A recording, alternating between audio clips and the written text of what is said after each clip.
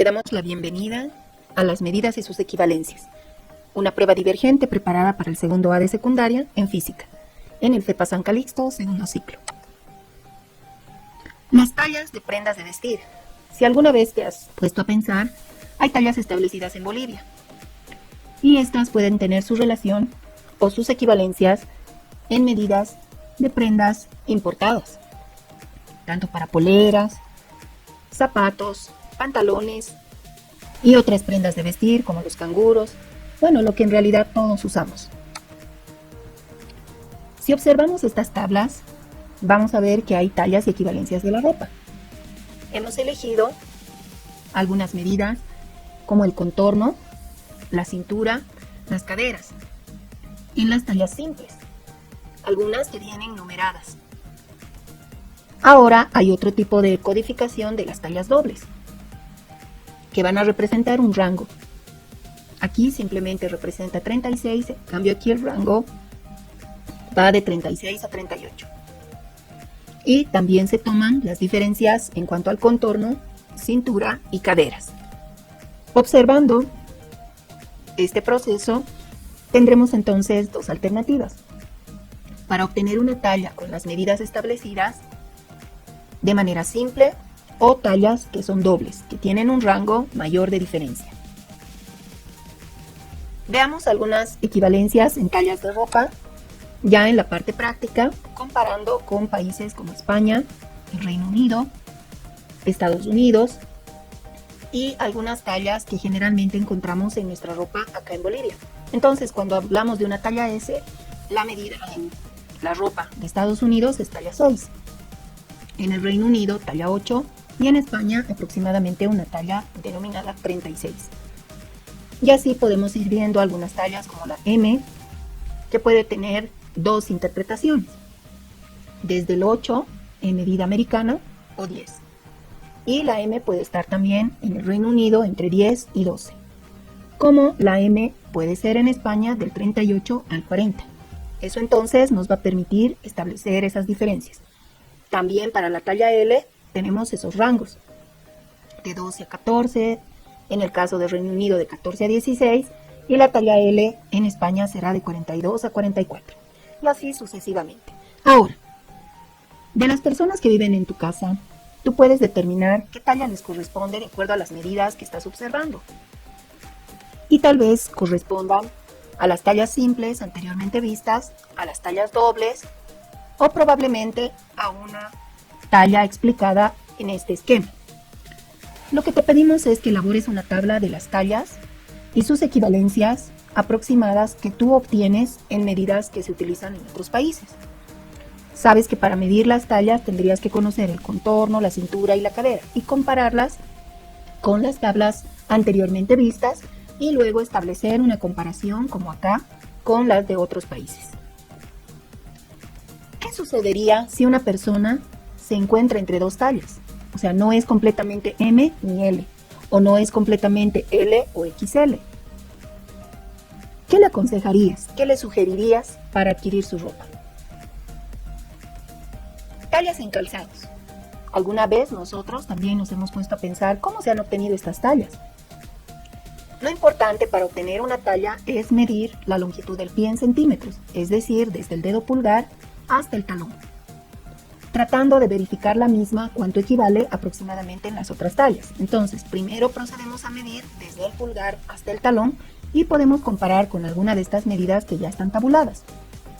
Una vez que encontremos la medida más aproximada a la que obtuvimos, comparamos con la medida de talla en Europa, con la talla americana y con la talla del Reino Unido, que son las más usuales. Pueden haber también, o puedes encontrar tú, tallas coreanas o chinas en algún caso, dependiendo si el origen del calzado puede ser de esos lugares. Entonces, la comprobación que tú haces es de algún calzado que tú utilices o por ahí de alguna persona que vive en casa. Entonces, verifica. ¿Por qué es útil saber nuestra medida en centímetros y compararla con las otras tallas del mercado? ¿Será que nos sirve de mucho hacer esta medida de longitud en centímetros? ¿Qué opinas tú? Veamos ahora las medidas en una receta. Vamos a elegir una receta de tu preferencia que sobre todo tenga medidas de ingredientes y con la ayuda de las equivalencias, que las llamaremos confiables, transformamos las medidas de gramos, ojalá que en tu receta hayan expresiones en gramos, para poder transformarlas a cucharas, cucharillas, tazas u otras según corresponda. Veamos un ejemplo. Aquí tenemos unas medidas obtenidas por comparación de un determinado producto. Ahí encontrarás arroz, azúcar, harina, maicena, queso, sémola, cacao, leche en polvo, perejil, bueno, muchos ingredientes que se van a utilizar. Las medidas aquí están en cuchara rasa. Una cuchara rasa es al ras del borde, quiere decir que va a ser bastante bien medida, pero sin exagerar la elevación. Tiene que ser al ras de la medida. La cuchara colmada es una cuchara que excede en el interior la altura, y esa cuchara colmada generalmente, como ves, la diferencia entre el arroz es de 10 gramos. La diferencia entre el azúcar también es de 10 gramos. Luego, aparte de las cucharas, tenemos medidas como la taza, que puede representar una taza común y corriente de 250 ml, pero para contener productos o ingredientes secos se hace su equivalencia en gramos. Acá también tenemos una idea de lo que es una taza, 250 ml, media taza, a cuántos ml equivale si se trataran de ingredientes líquidos. Una tercera parte, un tercio de taza serían 80 ml y acá un cuarto de taza serían 60 ml. El cuarto de taza equivale a 4 cucharas. Una cuchara equivale a 15 ml y cada cuchara puede contener hasta 3 cucharillas. Entonces tú puedes tener con este tipo de tablas la oportunidad de transformar las medidas de ml a cucharas o cucharillas, sabiendo que cada cucharilla normalmente tiene 5 ml. Entonces, este tipo de equivalencias son útiles al momento de hacer nuestras preparaciones en casa. ¿Cómo transformamos las medidas? Mira, yo elegí una receta de unos cupcakes que me ofrecían y me fijé que los ingredientes estaban en gramos, la mayoría. Alguno está en cucharadita o cucharilla, pero la mayoría está en gramos o ml. Entonces vi que esta receta es importante para poder hacer este ejercicio de conversiones. Una taza de azúcar, según la tabla anterior, equivale a 225 gramos. Yo debo usar en la receta 220 gramos de azúcar y quiero transformarlo en tazas. Entonces digo 220 gramos que quiero transformar a una taza. En cada taza, según la tabla anterior, son 225 gramos de azúcar.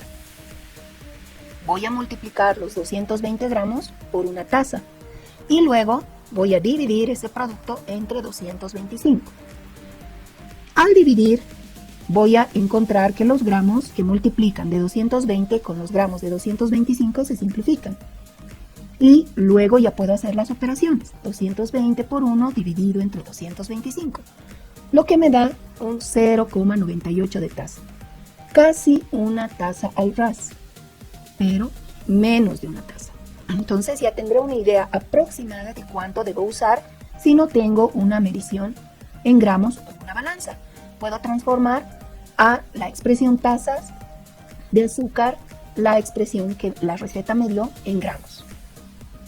Ahora, una taza de mantequilla dice que tiene también 225 gramos, de acuerdo a la tabla anterior. Por lo tanto, si la receta me dice 115 gramos de mantequilla, quiero convertir eso a una taza.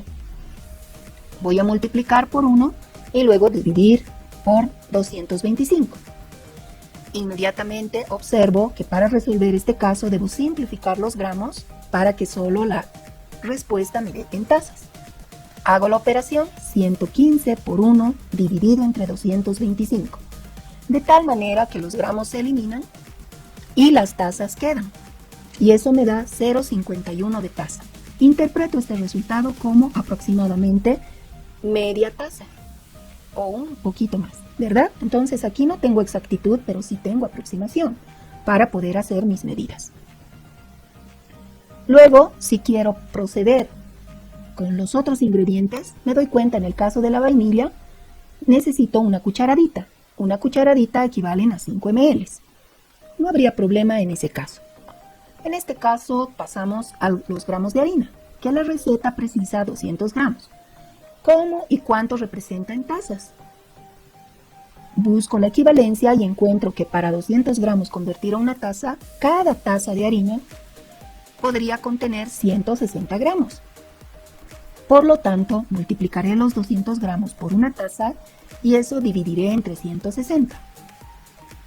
Elimino los gramos que multiplican y dividen. Y posteriormente puedo hacer 200 por 1 entre 160 y el resultado será 1,25 de taza. Eso quiere decir una taza y un cuarto, porque 0,25 representará un cuarto de taza más. Esa es la cantidad que equivalen los 200 gramos de harina para que yo pueda hacer la receta con medidas lo más aproximadas al valor real. Veamos 120 ml de leche en tazas. Entonces, como usamos la equivalencia, tengo 120 ml que quiero convertir a una taza. Cada taza en líquido tiene 250 ml. Por lo tanto, ¿cuánto representan los 120 ml? Multiplico 120 ml por una taza, divido ese valor entre 250 ml porque es la equivalencia entre taza y mililitros. Simplifico los mililitros y luego puedo obtener la respuesta multiplicando 120 por 1 y el resultado dividirlo entre 250.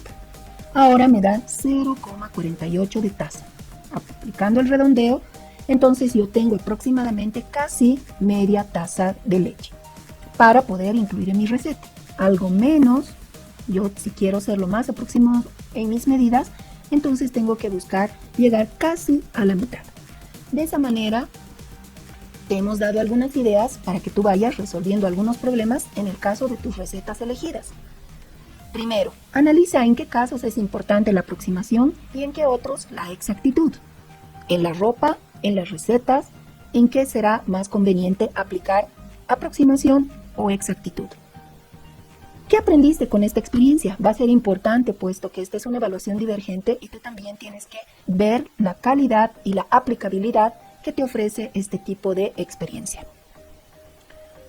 Puedes sugerirnos cómo mejorar el proceso o puedes encontrar muchas formas más para poder aplicar las conversiones en la vida diaria. Pueden ocurrírsete algún otro tipo de conversiones. Te deseo éxito en este proceso y pues te agradezco por haber aceptado este reto. Nos vemos hasta la próxima.